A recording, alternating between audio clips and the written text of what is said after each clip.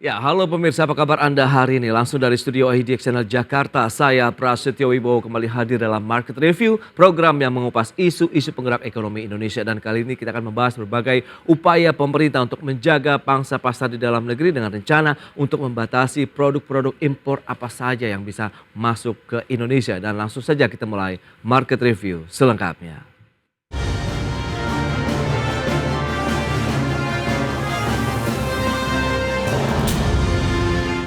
Ya, pemerintah memutuskan untuk memberlakukan pengetatan impor dan langkah ini dilakukan untuk merespon banyaknya keluhan mengenai banjirnya barang-barang impor yang mengganggu pasar tradisional dan industri dalam negeri.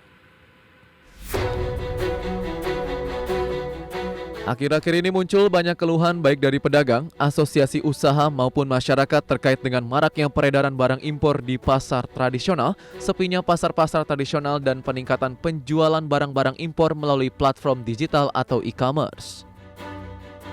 Hal ini menjadi perhatian serius pemerintah untuk melakukan pengaturan kembali masuknya barang impor yang dapat mengganggu masyarakat dan pasar dalam negeri. Tadi arahan Bapak Presiden untuk fokus pada pengetatan impor komoditas tertentu.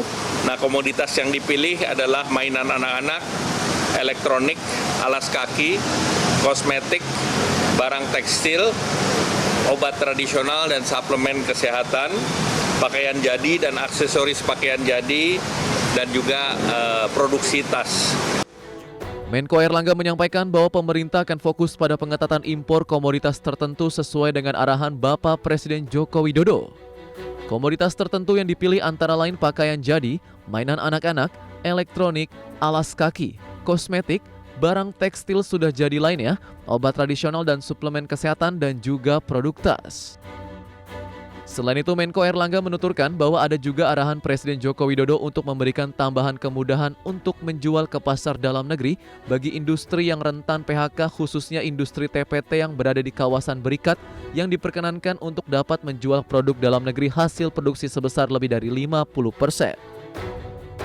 Sementara itu, khusus untuk industri tekstil dan beberapa industri yang rentan PHK akan ditindaklanjuti dengan kebijakan melakukan restrukturisasi pembiayaan melalui KSSK dan melalui lembaga perbankan agar industri tekstil tetap bisa bersaing dan menghindari PHK. Jakarta, Tim Liputan IDX Channel. Baik pemirsa, kita akan langsung saja membahas terkait dengan pemerintah akan perketat arus masuk barang impor. Kita sudah tersambung melalui Zoom bersama dengan Mas Nailul Huda. Ya, halo, selamat pagi Mas Nailul. Selamat pagi Mas Pras. Salam sehat Mas. Alhamdulillah sehat, salam sehat juga buat Baik, semuanya. terima kasih juga atas waktu yang disempatkan. Tadi baru saja disampaikan begitu ya oleh Menko Koordinator Perekonomian begitu bahwa ada beberapa barang atau item ini produk-produk impor yang akan diperketat begitu harusnya masuk ke Indonesia. Lantas seperti apa sih kondisinya saat ini? Apakah sebegitu mengkhawatirkannya begitu masuknya barang-barang impor tadi untuk beberapa item tadi ada mainan anak-anak, kemudian baju impor, tas dan lain-lain begitu Mas. Ya, terkait dengan mainan anak-anak ya, itu memang juga concern kita juga Mas Pras bahwa memang di pasar domestik sudah banyak sekali yang memang penjualnya itu adalah penjual lokal gitu kan. Dia dijual di offline juga dan online juga dan dia barang anak-anak yang tidak memenuhi standar SNI gitu. Nah, Oke. ini kan berbahaya kan sebenarnya kan berbahaya karena ya kita pasti ingin anak-anak kita terlindungi ketika mainan itu mainan yang dia aman gitu kan. Kadang kan anak-anak kan juga tidak tahu gitu kan. Iya. Nah, ini yang harus jadi perhatian bahwa ya masuknya barang-barang impor ini juga ternyata tidak diiringi dengan kualitasnya gitu. Banyak sekali mainan-mainan yang dari impor yang dia tidak ber-SNI, kita tidak tahu kualitasnya seperti apa ketika dia kena di ya namanya anak-anak gitu kan pasti masuk ke mulut dan sebagainya itu pasti akan menimbulkan efek samping dan sebagainya gitu kan. Nah, terkait dengan barang-barang lain seperti fashion dan sebagainya itu kan memang kalau kita lihat di Indonesia sendiri masih tahapnya itu cukup tumbuh cukup signifikan ya Mas Pras ya ketika kita lihat ada beberapa ya perancang busana kemudian juga ada beberapa merek yang memang tengah naik daun gitu. Nah, Betul. Ini seharusnya juga jadi perhatian pemerintah juga, dan ini tepat sebenarnya ketika ada pembatasan impor di situ. Nah, ini kan sebenarnya kan juga sudah diantisipasi ya ketika ya tahun kemarin lah, kalau salah tahun kemarin ketika banyak sekali produk fashion yang dijual di salah satu ya toko online gitu ya, terus kemudian pemerintah membatasi bahwa tidak boleh lagi gitu. Nah, sebenarnya kan ini kan langkah yang sama gitu, dan ini saya dukung sebenarnya Ya. ada ya kebijakan-kebijakan yang mendukung industri dalam negeri. Baik, tapi dengan maraknya kita tahu pasar digital begitu, e-commerce dan lain-lain yang sebelumnya social commerce sempat hangat juga, kemudian akhirnya ada yang ditutup begitu ya, Mas Nailo. Lantas bagaimana dengan kondisi pasar-pasar tradisional kita begitu yang biasanya ramai, kemudian terjadi penurunan dari jumlah pengunjung maupun pembeli. Apakah ini fenomena yang biasa terjadi pada saat ada transisi di sana begitu? Berarti ada disrupsi juga begitu yang dialami oleh mereka yang melakukan penjualan secara offline. Ya, tidak bisa dipungkiri Mas Pras. Jadi memang kehadiran teknologi gitu kan, kehadiran perkembangan teknologi terbaru pasti akan mendisrupsi teknologi yang lama gitu kan. Kita tahu lah kalau dulu sebelum ada ojek online gitu kan, ya Hmm. ojek pangkalan juga mendisrupsi becak dan sebagainya gitu kan. Oke. Dan kemudian muncul ojek online yang mendisrupsi juga ojek pangkalan gitu.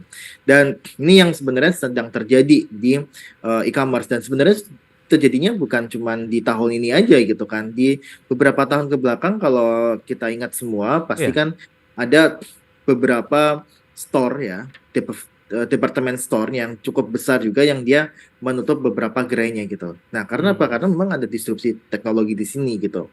Nah, makanya memang ada disrupsi ketika kita lihat banyaknya pasar yang sepi dan sebagainya, pusat perbelanjaan yang sepi, itu memang ada faktor disrupsi teknologi yang dia Yes. memang itu memberikan efek negatif ke beberapa atau ke ya beberapa kalangan masyarakat lah. Tapi di Hmm. samping itu juga ada memberikan manfaat positif juga gitu kan bagi masyarakat-masyarakat yang memang dia adaptif dengan teknologi, yang dia bisa memanfaatkan teknologi Iya, iya. untuk bisa menghasilkan pendapatan yang lebih tinggi. Nah itu dia, kalau kita lihat berarti memang ada gap yang tercipta akhirnya pada saat pemanfaatan teknologi digital dan offline. Nah lantas bagaimana untuk bisa mengisi ceruk tadi untuk mengantisipasi begitu ceruk yang kosong tadi dalam artian bisa seimbang bisa seimbang lagi atau tidak begitu ya paling tidak Mas Nelo, sehingga tidak ada lagi keluhan-keluhan yang disampaikan oleh para pedagang lah khususnya yang mereka melakukan penjualan secara offline, kemudian bagaimana strategi yang perlu diterapkan mengingat sebenarnya teman-teman pedagang ini yang offline pun sudah beralih di tokonya untuk melakukan penjualan secara online juga nih sebenarnya Mas Nailo. Ya, sebenarnya gini Mas, memang kalau kita lihat di gapnya itu adalah ketika kita berbicara mengenai yang pertama pasti kita harus samakan dulu level playing field-nya ya. Oke, Ngomong ini supaya ya ini ada kesetaraan lah oke. antara pedagang offline dan online. Nah, pedagang offline ini kan dia memungut PPN, dia ber-NPWP, ber-NIB gitu kan. Mmm, Makanya kita dorong itu pedagang yang di online juga melakukan hal yang sama. Dan oke. kita juga mendorong yang kemarin kasus rame TikTok itu, sebenarnya kita nggak mendorong pembenahan TikTok, tapi kita adalah mendorong bahwa TikTok ini harus selevel atau setara perlakuannya dengan pedagang offline gitu. Nah, Mmm, ini yang eh, sebenarnya bisa dilakukan ketika kita membicarakan gap gitu. Kita harus mengecilkan gap tersebut. Nah, yang oke. kedua adalah tentu masalah sumber daya manusianya gitu kan, di mana ini masih jadi PR juga, dan ini bukan Mmm, cuma PR pemerintah sebenarnya, tapi ini oke. juga tanggung jawab dari platform, tanggung jawab dari ya Iya, penyedia lah, penyedia layanan online baik itu platform, iya, logistik dan sebagainya, yang itu bisa seharusnya bisa lah berperan aktif untuk bisa oke. mendigitalisasikan pelaku-pelaku UMKM kita gitu. Nah, ini sebenarnya sudah ada sih beberapa pelaku UMKM yang di Tanah Abang yang sudah untuk mencoba untuk berjualan secara live gitu. Nah, tapi memang butuh Mmm, proses semuanya gitu. iya, iya, Jadi iya. Berarti memang kan memang eh, ada teknik-teknik pemasaran yang harus ya, dipelajari lagi nih, pengetahuan yang perlu ditambah terkait dengan teknologi digital. Kita akan bahas lebih jauh di segmen berikutnya Mas Nelo, kita akan jeda sebentar. Dan pemirsa jangan beranjak dari tempat Anda, kami masih akan segera kembali sesaat lagi.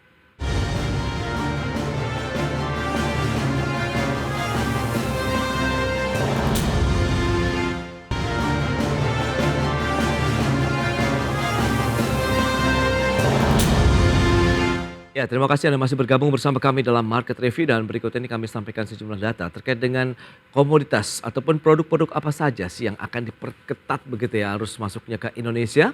Ya, data selengkapnya bisa Anda saksikan di layar televisi Anda. Ada mainan anak-anak, kemudian barang elektronik, alas kaki, kosmetik, barang tekstil, obat tradisional dan suplemen kesehatan, pakaian jadi dan juga aksesorisnya serta tas. Ini adalah produk-produk impor yang akan dibatasi begitu ya arus masuknya ke Indonesia. Berikutnya ada 3 negara pemasok barang impor terbesar ke Indonesia. Ini data dari Januari sampai dengan Agustus 2023 berdasarkan BPS. China menempati posisi pertama 17,546 juta dolar Amerika atau sekitar 34,24%. Kemudian Jepang komposisinya 13,22%, sementara Thailand 8,22%. Selanjutnya kita akan lihat nilai impor Indonesia sendiri. Juli kita lihat 2022 dibandingkan dengan Agustus 2023 dan Agustus 2022. Ya, di Agustus 2023 ini mencapai 18,88 miliar dolar Amerika. Sementara kalau kita bandingkan dengan Juli sebenarnya ada penurunan sekitar 3,53%. Sementara Agustus 2022 14,77%. Baik.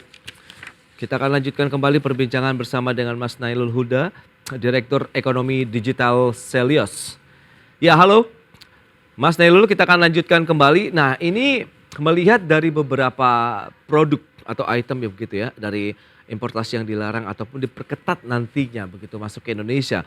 Bagaimana Anda melihat? Apakah memang ini akan benar-benar mengganggu industri nasional kalau barang-barang ini membanjiri market kita? Ya, ya, terutama yang fashion Mas ya.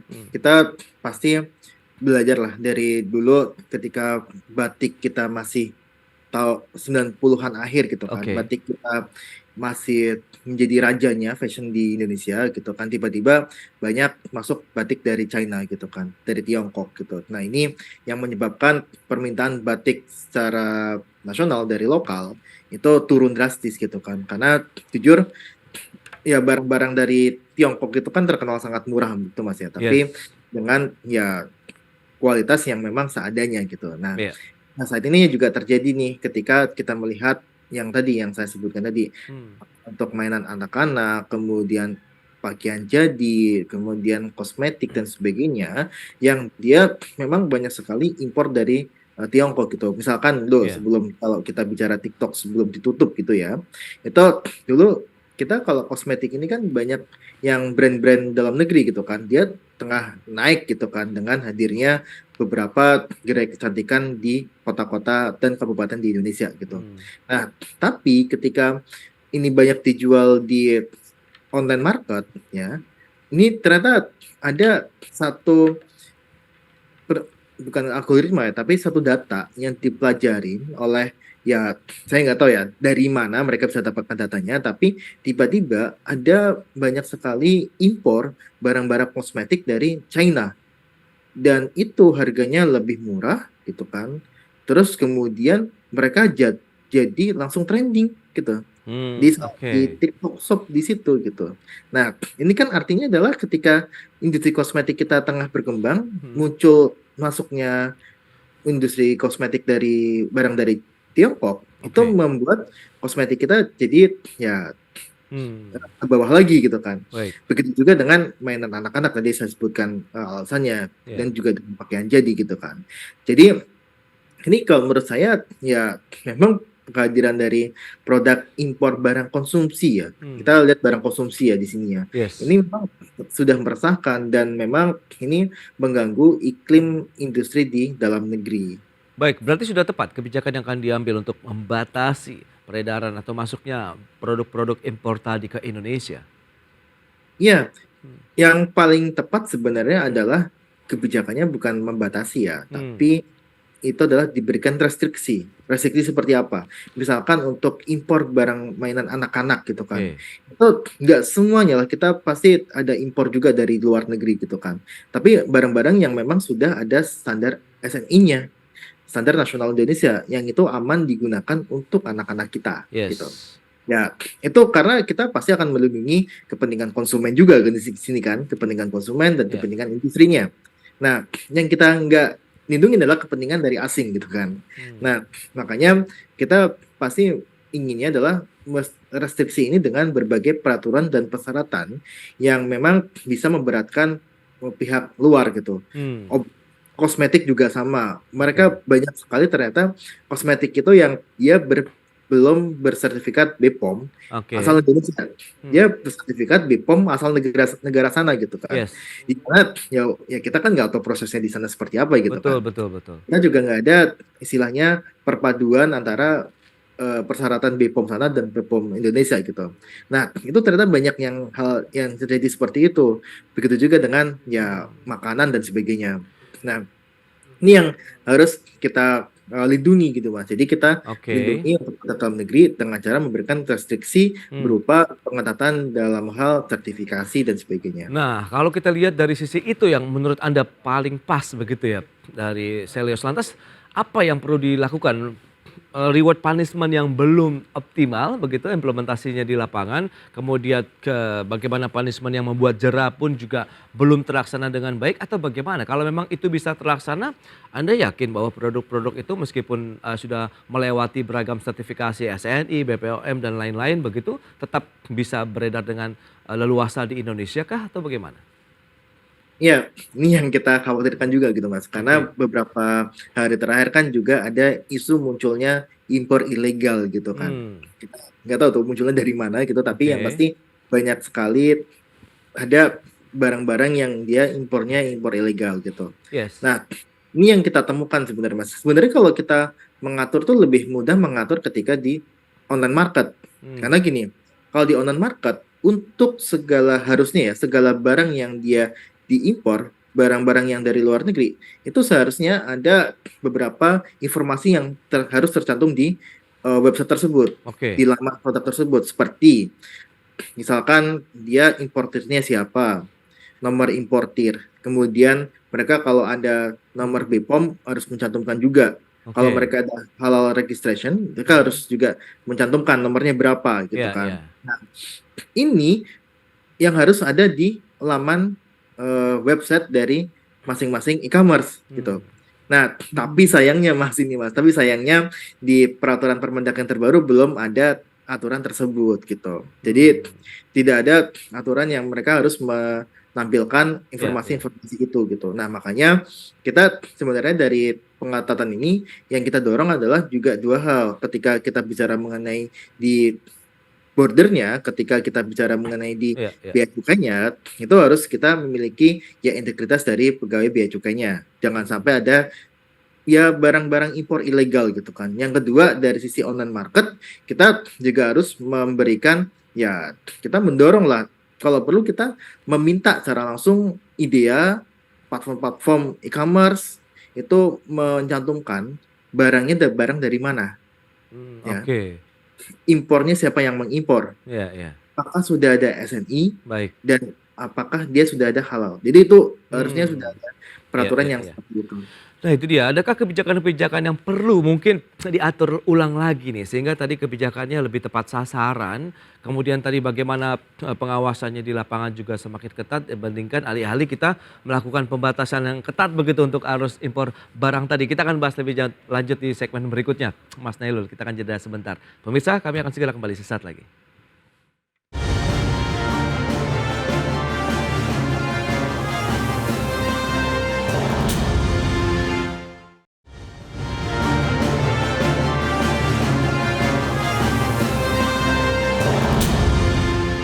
Pemirsa, terima kasih Anda masih bergabung bersama kami. Kita lanjutkan kembali perbincangan bersama dengan Mas Nailul Huda, Direktur Ekonomi Digital Selios.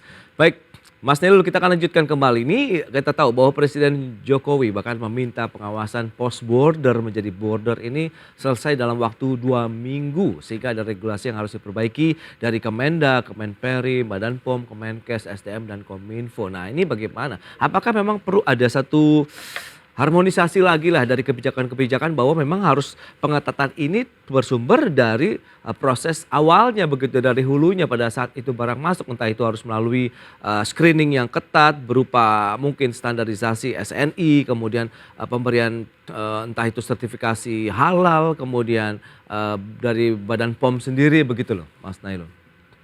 Ya, yang jelas adalah memang kita harus bisa membatasi Hmm, ketika barang itu masuk ke Indonesia gitu kan. oke. Jika ada di pelabuhan gitu. Nah, itu dengan cara ya mereka harus memberikan secara detail Hmm, barangnya dari mana, barangnya apakah sudah ada sertifikat yang berlaku di Indonesia. Terus kemudian kalau mereka belum memiliki sertifikat ya jangan dulu keluar dari pelabuhan gitu kan. Dan bahkan kalau saya lihat jangan dulu untuk dia bisa dijual di online market ataupun offline market gitu kan. oke. Nah, itu yang harus dilakukan di Hmm, ketika ada di pelabuhan. Nah, yang kedua adalah ketika dia sudah terlanjur masuk ke Indonesia dan lolos dan sebagainya, tentu hmm. ini tugas dari ya Kemendak, BPOM untuk makanan dan sebagainya yang untuk ya rajin sidak lah, Iya, rajin iya, sidak iya. pasar itu mana sih mainan yang berbahaya dan sebagainya, terus kemudian mana Hmm, sih makanan yang dia belum halal dan sebagainya, betul. yang itu harusnya itu dilengkapi dari awal ketika mereka belum masuk ke sini. Makanya penting Hmm, sekali untuk dia tahu importirnya siapa gitu. Nah, makanya saya sih sebenarnya berharap ya dari pendataan yang dilakukan oleh Bea Cukai gitu kan, oke. yang dia mengharuskan si e-commerce ini dia bermitra gitu kan. Nah, Hmm, saya rasa ini bukan cuma e-commerce-nya, tapi kan banyak sekali importir-importir yang dia langsung tidak melalui e-commerce gitu kan. oke. Nah, ini juga harus didorong juga nih data-datanya gitu kan. Data yang lebih bagus itu pasti akan memberikan kebijakan yang lebih baik Hmm. pula. Nah itu dia. Apakah perlu ada satu dirijen lagi begitu? Apakah langsung presiden yang harus turun tangan untuk mentingkapi bahwa memang ini harus melibatkan banyak kementerian lembaga dan banyak instansi juga untuk menjaga pasar Indonesia terkait dengan produk-produk UMKM atau industrinya sendiri yang memang tadi ada agak terganggu lah ya dengan Hmm. adanya barang-barang impor tadi, mainan, tas, kemudian pakaian jadi dan lain-lain. Ya, sebenarnya ini kan juga sudah ada ya satu dirijen yang sangat powerful kan. Hmm, Tindakan Kemendak itu kan sangat powerful kan. Dia oke. ada untuk ya dari perdagangan luar negeri, ada dirjen untuk perdagangan dalam negeri gitu kan. Jadi memang mereka ada aturan-aturannya sebenarnya. Nah, Ya, tinggal bagaimana penegakannya saja gitu kan. Bagaimana mereka berkoordinasi dengan Bea Cukai karena Bea Cukai itu kan yang ada di garda terdepan untuk di pelabuhan dan hmm, sebagainya yang dia bisa men-screening awal untuk barang-barang itu sudahkah betul. layak untuk masuk ke Indonesia atau belum gitu. Iya, iya. Nah, yang untuk kalau kita lihat Mas ya, kalau untuk yang menyelesaikan masalah di ekonomi digital gitu kan. Nah, ini saya rasa kita perlu satu aturan yang memang sangat kuat gitu. Nah, Oke. kalau kita ngomongin ekonomi digital Mas, Mas Pras. Jadi di Thailand tuh ada kementerian yang mengurusi secara khusus ekonomi digital, Hmm, ya kan? Nah, kita tuh enggak. Ada Kemendak, Kominfo, ada Kemenhub dan sebagainya gitu kan. Bahkan baik. ada Kemenpar juga gitu.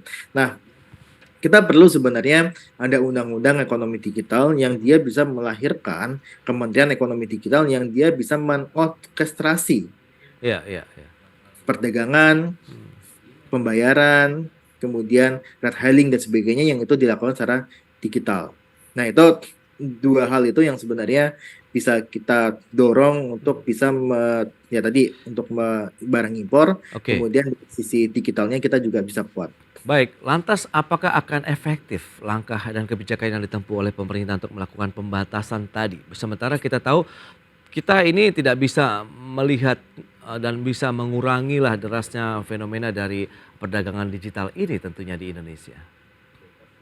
Ya, tentu kalau kita lihat apakah bisa efektif atau enggak, kita akan lihat dalam beberapa bulan ke depan gitu kan. Hmm, Tapi memang kalau tadi misalkan tidak ada pendataan secara rinci di e-commerce ya mengenai barang ini barang dari mana dan sebagainya, oke. tentu yang terjadi saya rasa mereka ya akhirnya bisa juga masuk ke Indonesia gitu kan. Terus Hmm, kemudian kita nggak ada terdeteksi berapa persen. yes. Kemudian kalau kita lihat Permendak yang terbaru, yang saya cuman bisa catat kebaikannya adalah ada pembatasan dari sisi cross border commerce, alias Oke. impornya langsung dari luar negeri. Penjualan dari luar negeri itu dengan adanya pembatasan 100 USD itu sangat efektif gitu kan. Hmm, Nah, kemudian juga ada ya persyaratan-persyaratan yang memang sudah ada di Permendak itu dan ini tapi sayangnya persyaratannya cuma untuk yang cross border commerce gitu. Jadi oke. ini yang saya rasa eh, perlulah ada penajaman lagi, entah itu lewat Permendak ataupun lewat PP, Oke. ataupun bisa kita ada undang-undang yang memang membawahi semua urusan ekonomi digital. Nah, ini yang kita dorong, Mas Pras. Jadi ekonomi digital maju, UMKM kita juga bisa beradaptif dengan baik. Itu dia, yang penting yang proses adaptasinya begitu ya untuk kita bisa memanfaatkan secara optimal ya dari perkembangan dunia digital di Indonesia tentunya. Baik, Mas Nailul terima kasih banyak atas waktu dan sharing yang sudah Anda sampaikan kepada pemirsa tentunya menjadi insight menarik ya terkait dengan bagaimana untuk menjaga keseimbangan begitu dari industri kemudian pelaku UMKM di era digital ini. Terima kasih, selamat melanjutkan aktivitas Anda kembali. Salam sehat, Mas Nailul. Ya, salam sehat Ya. semuanya, Mas Pras.